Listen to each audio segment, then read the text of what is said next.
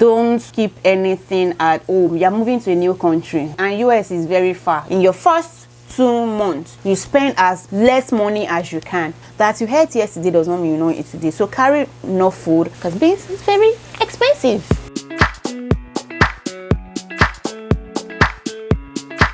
Hello, how are you doing today? I hope you're doing great. My name is Esther if you're seeing my face for the first time. In this video today, I'll be sharing with you things that you need to do, things that you need to pack, and how you should prepare if you're planning to come into the United States as an international student majorly. So I'll be giving general tips, but I'll be more specific to international students. All of the things that we'll be discussing today would also apply to you if you are not an international student. So sit back, relax, and ensure that you watch this video to the very end. If you are yet to subscribe to my channel, you can see the subscribe button. Please kindly hit that button and the notification bell right next to it. You see that bell icon? Kindly hit it so you get notified whenever I share new content. I also want to appeal to you to kindly like this video so that it helps YouTube to push this video far. Thank you so much. If you're yet to join our Telegram community, the link will be in the description box. On this Telegram community, people get to ask questions, receive answers, support one another, even share video suggestions with me, and I get to share opportunities as they come. You should also follow me on Instagram. On my Instagram stories, I try to share like scholarship opportunities, job opportunities, and all of those good information that will be helpful to you as they come. Yeah, so without wasting your time, let's just go into all the content for today. So you should know that based on the airline that you are flying and the class of flights or class of ticket that you have purchased, there are limitations and restrictions on the size and weight of luggages you are allowed to carry. For most airlines, the restriction for economy class is usually like 2 luggages of 50 pounds each. That's 23 kg, 1 carry-on and an accessory bag. I know Air France allows an accessory bag and 1 extra carry-on bag with your 2 luggages. So you should check with your airline to be sure that you comply with these requirements. If not, you will get to the airport and you will start having to rearrange your luggages. And a tip for this I encourage is, rather than carry 2 boxes, I encourage you to carry maybe 1 box that you can easily push and let the other one be a lighter weight bag, maybe like all these other big bags that can take things, because those bags are usually less heavy, and so with that you can put in more things. Because during my own time, what happened was I had like 2 big boxes, and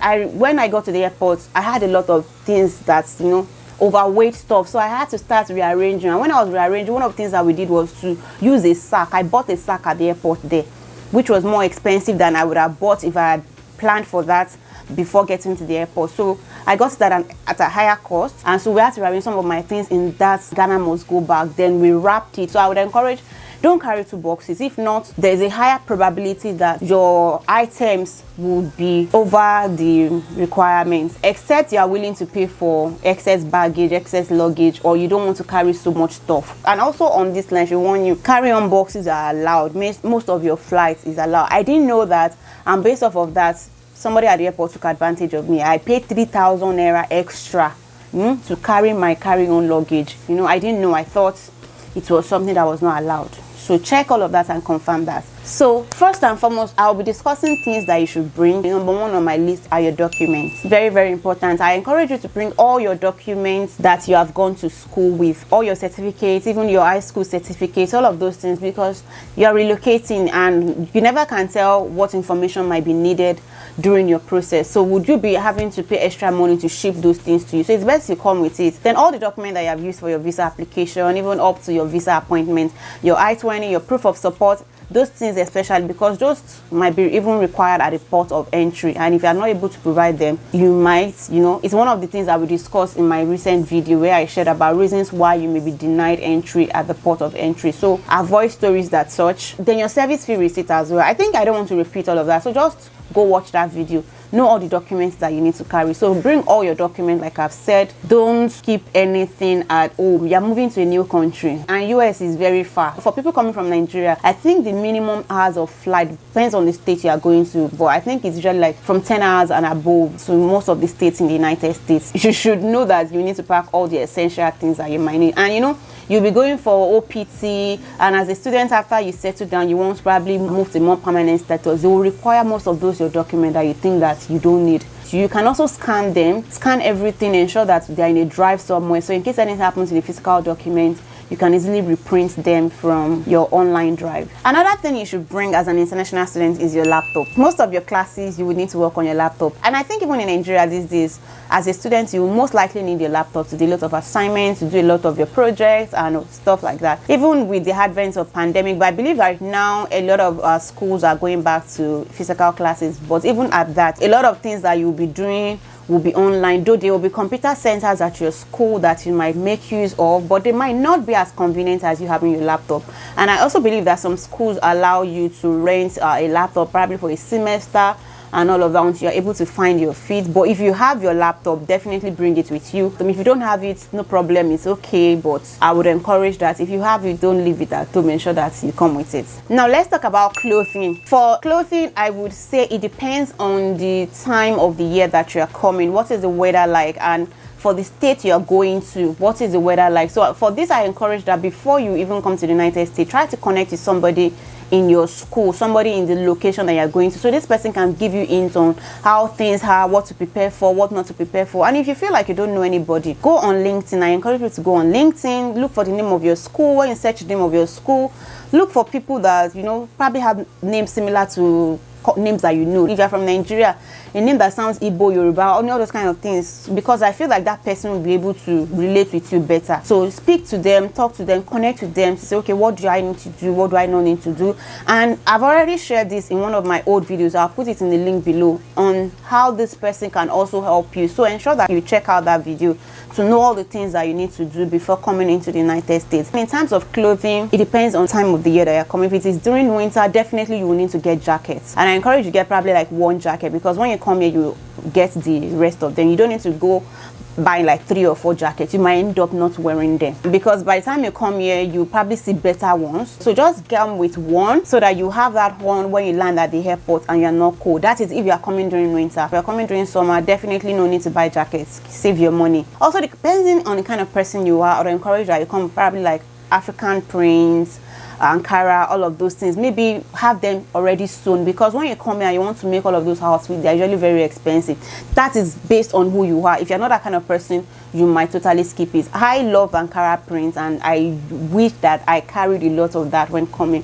I had to buy some when I got here, and they were really, really expensive. So as much as you can, if it's something you're interested in, have all of those things come with them. Also, this clothing might be valuable to you during your international day events in school. Like for my school, we used to have some international day events where you're encouraged to dress in your native attire and all of those things. So if you know you don't want to be left out of all of those things, just come with like 1 or 2 outfits. Also going to church, you might want to wear all of those things to remind you of where you're coming from, just to feel a sense of belonging to your roots. So have all of those with you if you can. I would just encourage that you don't carry so much of it, because they are not things that you would wear every day. But if you can have like 1 or 2 or 3 of them, then it's fine. Also, another thing I would encourage you to carry is like corporate wears, jackets, pantsuits, things like that, so that when you start going to career fairs on campus, you start interviewing for jobs, you don't need to start spending money that is not enough to buy all of those things here. So if you have the ones that you're using from Nigeria, you can bring them. But if you don't have, you don't necessarily need to go and spend money buying them. But if you have some nice ones that are still good, bring them with you. Because I think in the first semester when I started attending career fairs, I realized that I didn't come with a lot of those outfits. So I had just one, and I just had to manage it like that, because as I did, there was no money to start buying suits or all of those things. So I'd encourage that don't make that mistake. If it's something that you have, definitely carry along with you. Now let's talk about skincare and wigs for ladies. For ladies, if you have a range of skincare products that work well for you from your country, you can bring them when you're coming. I will encourage that you probably come with like 3 to 6 months supply of that skincare products, because when you come here, you might not find products that work well for your skin from the onset. It might take a while, like it was in my case. It might take a lot of trying, test, trial, failed trials here and there. So in order to avoid stories that touch, because you've already invested so much in taking care of your skin up to that level, I encourage that you come with some of those products. for wigs. You know, you're coming to study, you probably do not have lots of money at that time, and even if you have lots of money, you want to save your money until you're able to get a stable job to sustain you. You don't want to come spending your local currency in dollars here. So I encourage that you come with as much wig attachments, wave-ons, all of those things as possible that you can from your own country, because here those things are very expensive. As a student, I don't think I used to visit the salon. If I can count the number of times I visited the salon, I don't go there because I don't have the amount of money that I will be charged. I had different types of wigs and I had crochet. Crochet attachments are really good. So get as much crochet as you can, because with that you can either make your hair yourself or get your roommate or somebody to help you with that. So get as much crochet as possible. I would encourage that. Then your wigs, don't forget all of that. So now let's talk about food. What food items should you carry? I would encourage that for food, carry a lot of food. Carry less clothing, carry more food. For clothing, I feel like when you get here, you would even change the type of clothing you're wearing. You can easily go to the store to buy them. Though I encourage that in your first 2 months, you spend as less money as you can. Try to reduce your expenses in the first 2-3 months, because at that time you probably have a job or you don't have a job. You're still trying to balance and settle down, so you don't want to be spending your local currency in dollars. So try to limit your expenses as possible, and one of the ways to limit it is to bring so much food stuff, because that you ate yesterday does not mean you will not eat today. Some of you can still manage clothes and say, I don't need so much clothes, I can still manage this one. But for food that you ate yesterday does not mean you will not eat today. So carry enough food. I would encourage you not to carry rice, because sometimes they are usually collected at the port of entry. Sometimes they will say that the rice are born insects, though I feel like even beans are born insects. But I've not heard of anybody having their beans collected. If it has happened to you, please let me know in the comment section below. For beans is very expensive here in the United States. In fact, most products that you need to get from the African food markets, they are usually very expensive. So carry as much beans as you can, except you would be interested in eating like the black beans or the kind of beans that they have here, or you want to become, or you want to start eating lentils. If not, I encourage that you carry as much beans as you can, because beans is very expensive. Don't carry yam because of the weight. It's just going to make you have excess luggage. It's not worth it. Though it's very expensive here, but you can always swap with potatoes, which was what I did. For yam, you need to go to African store to buy them, and they're usually very expensive. So me, I don't really eat so much yam like that. I eat potatoes instead. So carry your dried vegetables, dried crayfish, dried fishes, gari. Just carry a lot of dried food. Most dried foods are allowed, except for dried meat and meat products, which I'll talk about in the section where we'll talk about things that you should avoid carrying. Carry egusi.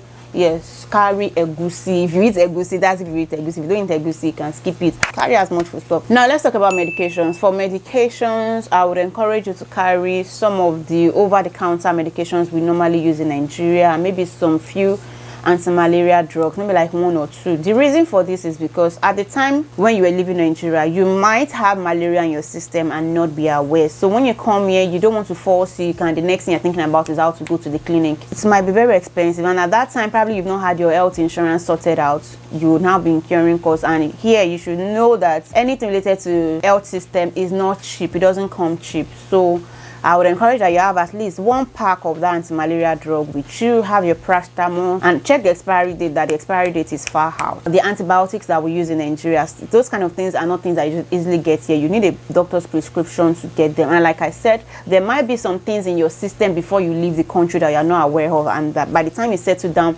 they begin to come up, they begin to show forth. So you don't want to start spending money at that point. So bring all of those things, not so many of them, but you should know how to package them through the airport. You can also probably put some doctor's prescription with them if you're able to get that, so that when they check at the port of entry, you can easily show them that, oh, it's as prescribed by your doctor, and it's not like drug abuse related stuff or anything. Also for ladies, I would encourage that you come with sanitary pads based on the time of the month that you are in. Maybe come with like 1 month supply, especially if you know that you're close to that time of the month, so that when you come in, you're trying to settle down, you don't want to start looking for what is not missing up and down. So if you can come with one, it's fine. If not, you can totally skip it, because the ones here are even much better than the ones that you have in Nigeria. For people that are coming from Nigeria, at least based on my experience, what I've seen so far, they are very much better, and they are not as expensive. They even come in bigger sizes that you can use for 2-3 months. Something else that you should not forget to carry is money. Money is very, very important. As an international student, Even if you're on full scholarship, have some amount of money with you. I've seen a lot of people coming as international students with no money. I understand that things are different for everybody, but as much as possible, have a minimum of like $1,000, $2,000, in fact $3,000 with you when you're coming. Especially for those that will be making like the first installment payments when they get into the United States, because you might think that you will get a job in your first month when you resume to the United States, but you might not get a job. I didn't get a job until like the 3rd month, I think, yeah, when I got into school, and that was after a lot of visiting one office to the other. So depending also on the time of the year that you come into the United States, things are different. So ensure that you plan to have some cash with you when you come. You can take some cash with you, maybe like take like $300, $500 as cash with you, because when you come in, you especially if you have not opened an account yet, you've not sorted out your financial transactions, you should give yourself like 1 or 2 weeks grace to have all of these things done. And so in that meantime, how are you going to be sorting yourself financially? You need to have cash with you to spend. So if you can probably change some naira to dollars before you come, ensure that you do that so you don't get stranded or you have to be depending on people. Another thing I encourage you to come along with, if you can, is your international driver's license. Try to get it if you can, especially for some states. There are some states that you need to have your own vehicle to move around. For some states like Texas, it's not really easy moving around using the public transport, but maybe for some states like New York that have good transit system, you might not need to have that. So that's one of the reasons why I encourage you to connect with somebody in the state or school that you're coming into, so that they can tell you all of this information. So with your international driver's license, you can still drive for a short time. I encourage you to drive with it only for a short period of time. As soon as you can, try to do your driving license, try to do your driving test and all of those things to have your license. I've heard about stories where people are stopped in some places and the officers are like, no, this is not acceptable. I don't know, it never happened to me. In fact, I had my driver's license, but I never had to present it while I had it. So it's just something that it would be good to have. Now let's quickly talk about things that you should avoid carrying. Avoid carrying liquid items. Palm oil, groundnut oil, avoid carrying them. Though I carried palm oil during my own time. So the thing is, if you're carrying like palm oil or all those things, you should know how to package it very, very well. You need to probably wrap it like multiple times against spillage, and you need to also be careful with your airline.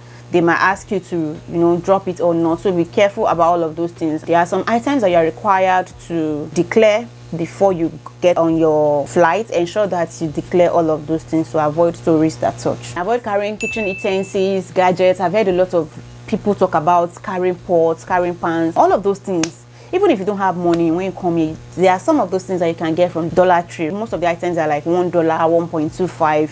So you can easily get all of those things here. And I feel like they are just going to take up a lot of the space that you're trying to manage in your luggages to transport them here. It is not worth it. By the time you even come here, you realize that most of those things, they are not even fine. You want better ones. So avoid carrying all of those things. Another thing you should avoid carrying meat products. And in terms of meat products, avoid carrying meat products, poultry products, milk, all of those things, dairy products. Avoid carrying them.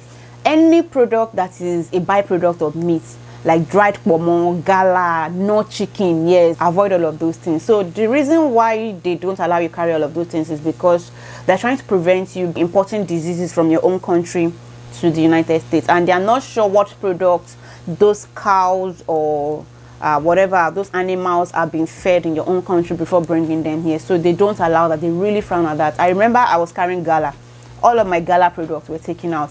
Indomie chicken, all those things, avoid them. They took out all of those things. So if you have anything, any product that is indicated that chicken was used in the process, don't carry them, because all of those things they're going to check and they're going to remove them from your bag. Dried pomo, though it's dried, but don't carry. You can carry dried fish.